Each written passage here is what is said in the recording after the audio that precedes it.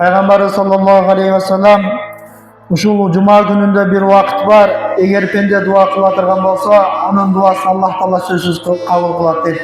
Hurmatlı cemaat, dua kılaylı. Cemaatımızga, koşnalarımızga, үй-бүлөбүзгө, bala çakabızga, adaşıp жүрген dostçarlarımızga, görüp жүрөбүz kançalagan adamlar adaşıp жүрөт, görüp жүрөбүz kançalagan adamlar tuura жолго түшө албай, hidayet жолго түшө албай, Allah Taala'nın dininden adaşıp başka dinge ötüp жүрөт kançalagan adamlar Cuma mecitke kele alбастан namazın başlay албай жүрөт. Hurmatlı cemaat, bul üçün erten kıyamatta biz daha жооп берип калышыбыз мүмкүн.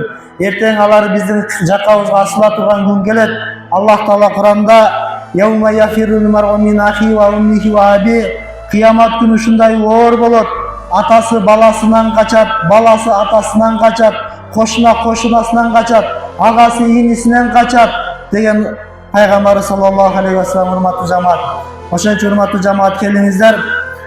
Her birimizin moynubuzda millet. Dindi жеткизиш bir gana imamdın, je davatçının, je meçitte жүрген bir adamdın millet emes.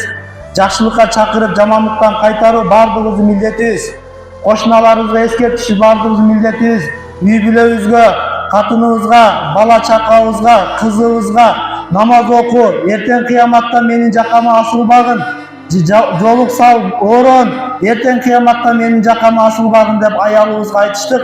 Урматтуу жамаат, бул бардыгыбыздын милдетибиз. Унчукпастан келе бериштик, унчукпастан айтпастан келе бериштик биздин милдетибиз эмес. Себеби адам эртең кыяматта алоолонгон отту көргөн кезде, ушундай азапты көргөн кезде сизге ушундай асылат экен, жакаңызга асылат экен, айтат экен: "Эй паланча, эгерде сен мени бир жолу айтып койгондо, мен балким мечитке барат белем. Эгер сен бир жолу айтып койгондо, эй күйөөм, сен эгер бир жолу айтып койгондо мен жолук салып намаз окуйт белем.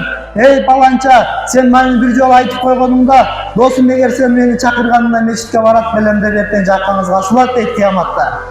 Себеби азап, от, ысык, ушунчалык күн ысык, ушунчалык азап катуу болот. Ошол күндө урматтуу жамаат, бири-бирибизге кошунадан качып калбай электе, ата баласынан качып калып электе, күйөөсү аялынан качып калып электе, бул дүйнөдө бир аз болсо эскертип, бүгүн ушундай жумада баян болду. Мен сага айтып коюшум менин милдетим.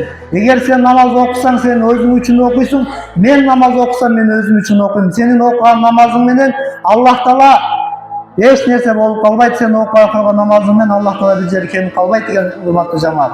Ушуну бири-бирибизге эскертейли. Аллах Таала Кур'анда эскерткиле, эскертүү мусулмандарга пайда берет дейт.